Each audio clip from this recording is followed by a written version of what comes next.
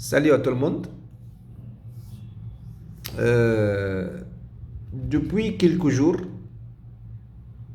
nous voyons des vidéos d'affrontements au Maroc entre certains subsahariens et des jeunes marocains.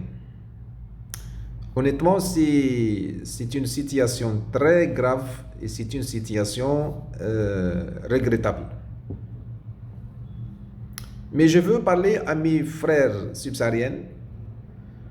Quand tu quittes ton pays, quand tu laisses derrière toi tes parents, ta femme, tes enfants pour partir à l'aventure, ce n'est pas pour chercher les problèmes, c'est pour chercher une vie meilleure, travailler, gagner, gagner de l'argent et aider la famille. Tant que tu n'as pas encore atteint ton objectif, éviter les conflits, éviter les problèmes, éviter les provocations, éviter de promener, c'est-à-dire n'importe, éviter de rester toute la nuit, tu promènes dans les quartiers, éviter de vendre n'importe quoi, éviter de suivre les filles du quartier jour et nuit, éviter que la fille, elle travaille pour qu'il paye location pour toi, pour payer le wifi pour toi, pour payer les dépenses journalières pour toi. Éviter tout ce qui peut détruire ton avenir. Il faut aussi reconnaître la vérité. Le Maroc est l'un des pays du Maghreb qui a le plus ouvert ses portes aux immigrants subsahariens. Toutes les communautés sont là au Maroc. Les Camerounais, les Sénégalais, les Ivoiriens, les Guinéens, toutes les communautés sont là, sans aucun problème. Donc, en 2014 et en 2017, le roi Mohamed VI a régularisé des milliers d'immigrants et leur donné des titres de séjour, des cartes de séjour, régler des papiers. Il y a des immigrants qui ont eux-mêmes, ils ont marié ici, ils ont stabilisé ici, ils ont construit une famille ici même, ils ont marié même avec des filles marocaines, aucun problème. De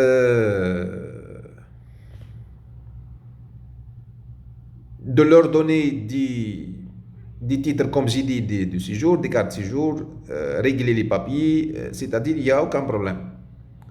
Donc ce geste n'a pas été fait de la même manière dans beaucoup des autres pays. L'Algérie, la Tunisie, la Libye, la Mauritanie, on connaît tout. C'est-à-dire la vérité, la vraie vérité des immigrants ou bien des subsahariens qui vivent là-bas, à la Tunisie ou bien en Algérie. Donc vous connaissez très bien comment ça se passe là-bas. Donc alors mes frères et sœurs, soyons sages. Soyons, c'est-à-dire reconnaissants envers ce pays-là. Moi je suis marocain, je connais de quoi je parle. Donc, ceux qui ont traversé la Libye, Zawiya, la Tunisie, Zabarata, toutes les frontières là, soit la Libye, l'Algérie, la Tunisie, la Mauritanie, ils connaissent la vérité là. Ils connaissent qu'est-ce qui se passe là. Donc, Sfax, par exemple, à la Tunisie, on comprend très bien comment c'était passé là-bas. Jusqu'à les autorités guinéennes, ils ont envoyé, c'est-à-dire une commission pour faire retourner les Guinéens qui souffrent là-bas à la Tunisie. Et j'ai des amis même en Algérie, la Tunisie, la Libye, tout. C'est-à-dire, ils souffrent très bien là-bas, malheureusement. Donc,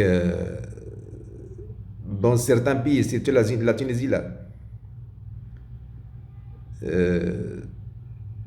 tu peux même témoigner le refrain de la garde nationale avec matraque. Ce qui en sont passés par certains pays du parcours migratoire savent très bien que là-bas, tu ne peux pas même pas regarder une autorité dans les yeux. C'est la vérité. Donc, du surcroît avec un tellement image frappée va tout dégoûter. Donc, alors pourquoi provoquer les autorités, par exemple marocaines ici?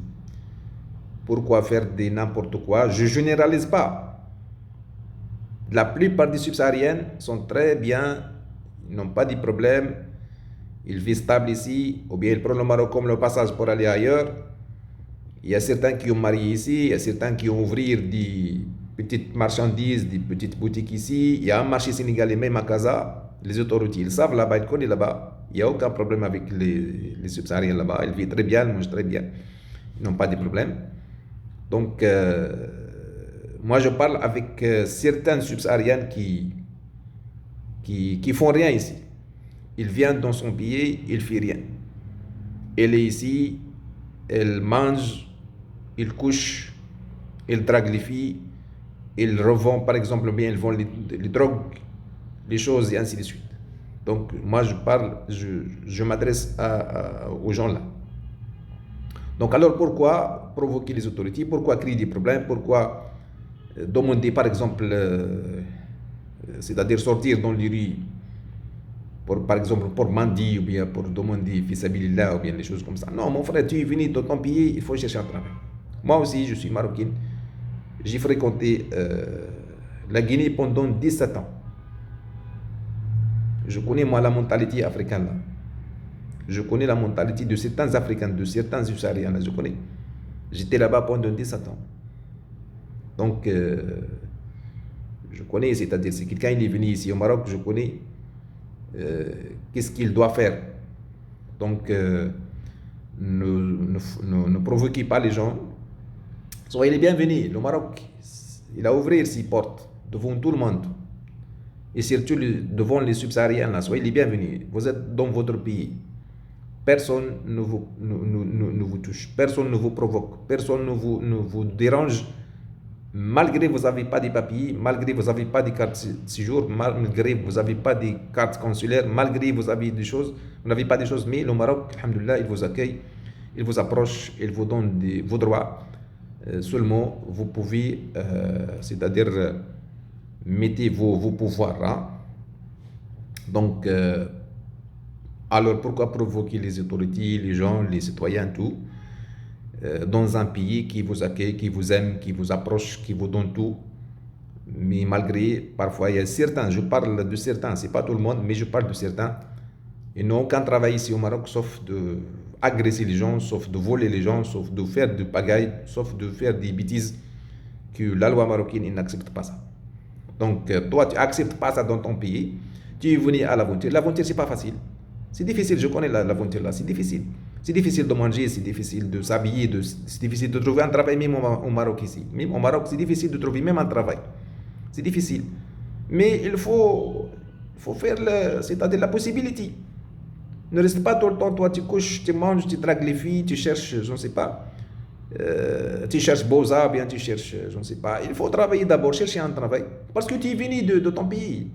L'aventure, c'est pas facile. Tu as laissé la famille, tu as laissé les parents, tu as laissé parfois la femme, tu as laissé parfois des enfants, tu as laissé. Hein? Donc, il faut concentrer sur ton objectif. Ne me mêle pas dans certains problèmes que tu ne gagnes rien dedans. Donc, pensez aussi à vos frères et sœurs qui vivent au Maroc, qui travaillent, qui ont ouvert des magasins, qui ont construit leur vie là-bas. Il y a des filles subsahariennes qui ont ouvert des petits magasins, des petites marchandises pour nourrir leur famille, soit ici ou bien dans leur pays. Donc, ne gâchons pas cette opportunité.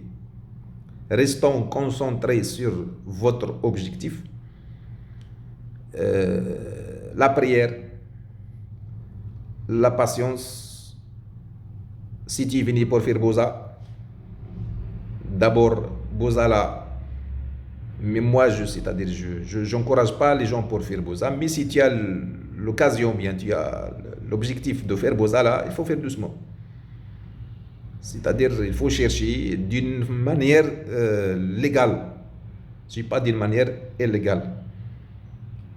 Tu es venu de ton pays, tu as laissé les coutumes de ton pays, tu as laissé les traditions de ton pays, tu es venu dans un autre pays, comme le Maroc, il vous accueille, il vous aime, il vous arrange, il vous laisse tranquille. Si vous n'avez pas créé de problème, le Maroc ou bien les Marocains ne vous touchent même pas. Ils ne vous parlent même pas avec vous. C'est-à-dire, malgré que vous n'avez pas de papiers, vous n'avez pas à jour, mais le Maroc, c'est-à-dire, il vous donne une occasion pour vivre tranquille.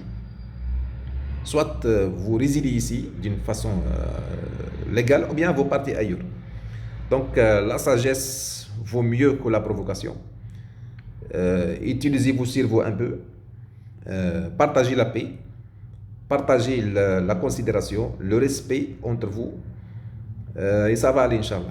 Donc, juste, je voulais vous adresser pour vous encourager, pour vous éclaircir cette partie-là, parce que finalement, nous sommes des Africains, même le Maroc, c'est un pays africain. L'Afrique du Nord, vous êtes de l'Afrique du Sud, donc on est ensemble, presque les mêmes coutumes, les mêmes traditions, les mêmes langues, presque, même religion, même objectif. Donc soyez sages, reconnaissants vers ce pays, parce que au moins il vous accueille, il vous dérange pas, il vous donne, il vous crée pas de problèmes.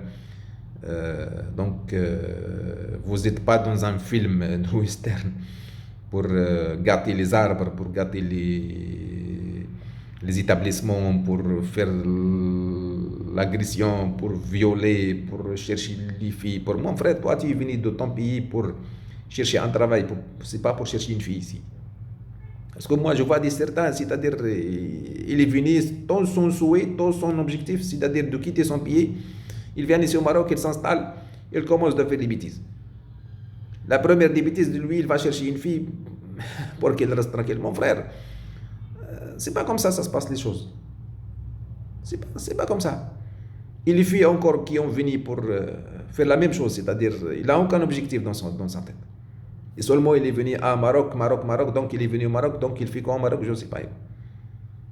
Donc, soyez sages, soyez prudents, soyez intelligent, parce que toi, tu as quitté ton pays. Donc, et l'âge, ça commence à évoluer petit à petit. Donc, cette année, tu as 20 ans, l'année prochaine, 21 ans. Dans 10 ans, tu auras 30 ans, bien 30 ans et quelques. Donc, qu'est-ce que tu as fait dans ta vie? Qu'est-ce que tu as réalisé? Rien. Donc, s'il vous plaît, concentrez-vous sur votre objectif. Laissez les bêtises, laissez les choses comme ça là. Parce que le Maroc, c'est-à-dire, si vous n'avez pas respecté la loi, donc, comme on a entendu tout dernièrement là, il y a des choses maintenant qui circulent dans les réseaux sociaux, c'est-à-dire entre les autorités marocaines et les autorités guinéennes, par exemple, précisément guinéennes, ils vont refouler beaucoup, ils vont rapatrier beaucoup de Guinéens qui n'ont pas de passeport, qui n'ont pas de papiers. Donc on connaît, nous, dans le Maroc ici, là, on connaît la situation de plusieurs Guinéens, de plusieurs subsahariens, ils n'ont pas de papiers ici. Donc mon frère, si tu n'as pas de papiers, donc tu vas rentrer chez toi. Donc soyez sages, soyez conscients, concentrés sur votre objectif, sur votre travail. Si vous venez pour travailler ici, il faut chercher un travail. Si vous cherchez Boza ailleurs, il faut chercher Boza d'une façon légale, c'est pas illégal. Il faut faire très bien attention avec les gens qui font Boza là, parce que par après, tu vas donner ton argent par après, ils vont manger ton argent là, ou bien tu vas mourir dans l'océan là. Donc c'est pas facile. Donc je parle avec vous d'une façon, c'est-à-dire amoureux, d'une façon de fraternité, parce que moi-même, j'ai fréquenté beaucoup, c'est-à-dire, j'ai fréquenté même l'Afrique, je connais très bien la Guinée-Conakry surtout. J'étais là-bas pendant 17 ans, c'est-à-dire, je connais la mentalité, je connais tout ça là, donc c'est juste pour vous encourager, c'est juste pour vous informer, c'est juste pour vous mettre, c'est-à-dire, comment dirais-je, les pneus sur les rails, Donc pour ne pas zigzaguer dans votre gauche et laisser votre objectif et concentrer sur les bêtises et tout ça. Et tout ça. Donc je vous remercie. Salam alaikum, rahmatullahi ta'ala wa barakatuh.